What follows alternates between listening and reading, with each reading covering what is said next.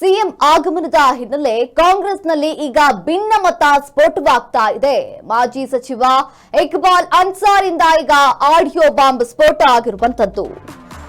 CM ಆಗಮನದ ಹಿನ್ನೆಲೆ ಕಾಂಗ್ರೆಸ್ನಲ್ಲಿ ಭಿನ್ನಮತ ಸ್ಫೋಟ ಆಗ್ತಾ ಇದೆ. ಮಾಜಿ ಸಚಿವ ಇಕ್ಬಾಲ್ ಅನ್ಸಾರಿಂದ ಈಗ ಆಡಿಯೋ ಬಾಂಬ್ ವೈರಲ್ ಆಗಿರುವಂತದ್ದು. ಪ್ರಸಕ್ತ ಬಾರಿ ಸಿಎಂ ಆದ ಬಳಿಕ ಕೊಪ್ಪಳಕ್ಕೆ ಸಿಎಂ ಮೊದಲ ಭೇಟಿ ಮಾಡ್ತಾ ಇದ್ದಾರೆ. ಸಿಎಂ ಭೇಟಿಗೂ ಮುನ್ನವೇ ಕಾಂಗ್ರೆಸ್ನಲ್ಲಿ ಭಿನ್ನಮತ ಸ್ಫೋಟವಾಗ್ತಾ ಇದೆ. ಮಾಜಿ ಸಚಿವ ಇಕ್ಬಾಲ್ ಈಗ ಈ ಒಂದು ಆಡಿಯೋ ವೈರಲ್ ಆಗ್ತಾ ಇದೆ ಅಂತ ಹೇಳಲಾಗ್ತಾ ಇದೆ. ಎಲ್ಲೆಡೆ ಈ ಒಂದು ವಿಡಿಯೋ ವೈರಲ್ ಆಗ್ತಾ ಇದೆ. ಕಾಂಗ್ರೆಸ್ ನಾಯಕನ ಹೊಸ ಆಡಿಯೋ ಬಾಂಬ್ ಈಗ ಸ್ಫೋಟವಾಗಿರುವಂತದ್ದು. ಕೈ ನಾಯಕರ ವಿರುದ್ಧ ಅನ್ಸಾರಿ ಅಸಮಾಧಾನವನ್ನ ಈಗ ವ್ಯಕ್ತಪಡಿಸ್ತಾ ಇದ್ದಾರೆ. ಸಿಎಂ ಸಿದ್ದರಾಮಯ್ಯ ಆರ್ಥಿಕ ಸಲಹೆಗಾರ, ಜಿಲ್ಲಾ ಉಸ್ತುವಾರಿ ಸಚಿವರ ವಿರುದ್ಧ ಈಗ ಅನ್ಸಾರಿ ಅಸಮಾಧಾನವನ್ನ ಹೊರಹಾಕ್ತಾ ಇದ್ದಾರೆ. ಸಿಎಂ ಆಗಮನದ ಹಿನ್ನೆಲೆ ಈಗ ಕಾಂಗ್ರೆಸ್ನಲ್ಲಿ ಭಿನ್ನಮತ ಸ್ಫೋಟ ಆಗಿದೆ ಅಂತ ಈಗ ಸ್ಫೋಟಕ್ಕೆ ಬಾಂಬ್ ಒಂದು ಸಿಡಿಸಲಾಗಿದೆ. ಮಾಜಿ ಸಚಿವ ಇಕ್ಬಾಲ್ ಅನ್ಸಾರಿ ಆಡಿಯೋ ಬಾಂಬ್ ಈಗ ಸ್ಫೋಟ ಆಗಿರುವಂತದ್ದು.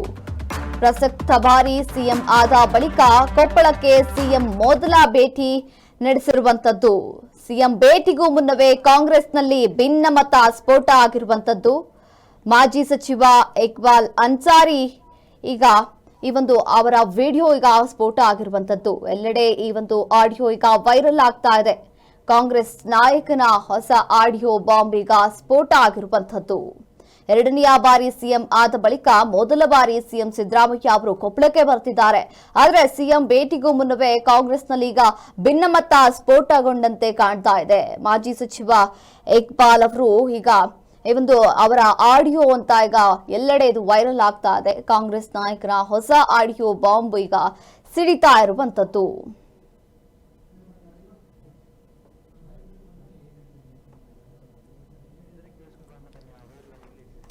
ಇನ್ನು ಈ ಒಂದು ವೈರಲ್ ಆಡಿಯೋದಲ್ಲಿ ಏನ್ ಮಾತನಾಡಿದ್ದಾರೆ ಬನ್ನಿ ನೋಡ್ಕೊಂಡು ಬರೋಣ.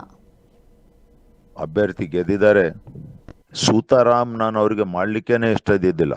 ಒಂದೇ ಒಂದು ಓಟು ಸಹಿತ ಏನಪ್ಪಾ ಅಂದ್ರೆ ಅವ್ರಿಗೆ ಮಾಡ್ಲಿಕ್ಕೆ ಇಷ್ಟ ಇದ್ದಿಲ್ಲ. ಆದ್ರೆ ಮಾನ್ಯ ಮುಖ್ಯಮಂತ್ರಿಗಳು ಅವರ ಮುಖ ನೋಡಿ ಅವ್ರಿಗೋಸ್ಕರ ನಾನು ಫೀಲ್ಡ್ ನಾಗ ಹಿಡಿದು ನಾವು ಮಾಡಿದೀವಿ.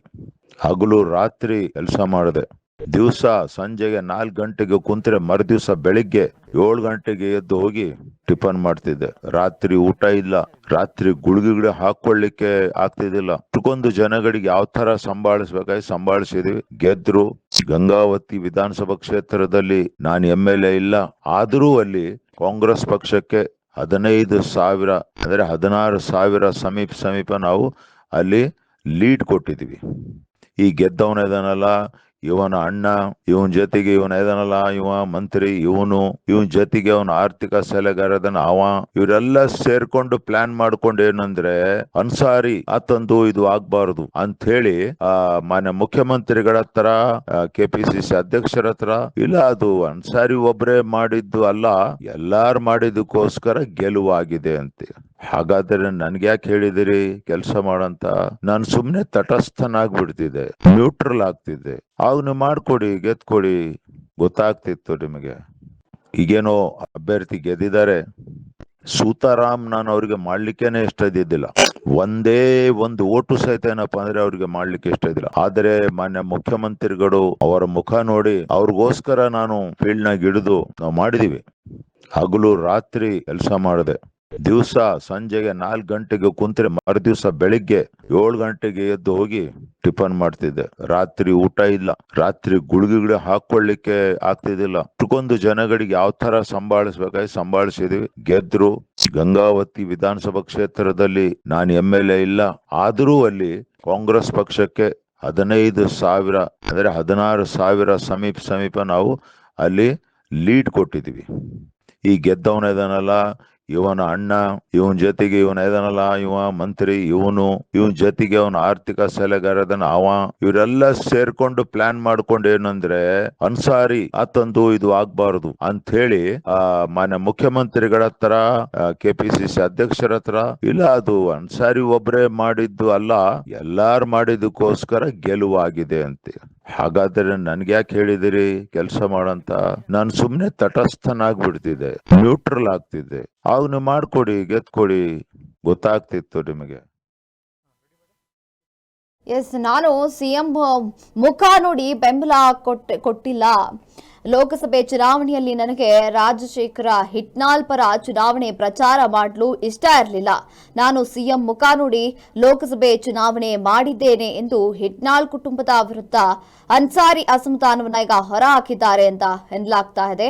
ನಾನು ಮುಸ್ಲಿಂ ಅಂತ ಹೀಗೆ ಮಾಡಿದ್ರು ಗಂಗಾವತಿಯಲ್ಲಿ ನಾನು ಶಾಸಕನಲ್ಲ, ಆದ್ರೂ 16,000 ಲೀಡ್ ಕೊಟ್ಟಿದ್ದೇವೆ. ಹಿಟ್ನಾಳ್ ಕುಟುಂಬ ಯಾಕೆ ಈ ತರ ಮಾಡ್ತಾ ಇದೆ? ಶಿವರಾಜ್ ತಂಗಡಗಿ, ಬಸವರಾಜ ರಾಯರೆಡ್ಡಿ ನನ್ನ ಬಗ್ಗೆ ಸುಳ್ಳು ಹೇಳ್ತಿದ್ದಾರೆ. ನಾನು ಮುಸ್ಲಿಂ ಆಗಿರೋ ಹಿನ್ನೆಲೆ ನನ್ನನ್ನ ಸೋಲಿಸಲು ಇವರೆಲ್ಲ ಪ್ಲಾನ್ ಮಾಡಿದ್ದಾರೆ ಅಂತ ಈಗ ಅನ್ಸಾರಿ ಹೇಳ್ತಾ ಇರುವಂತದ್ದು.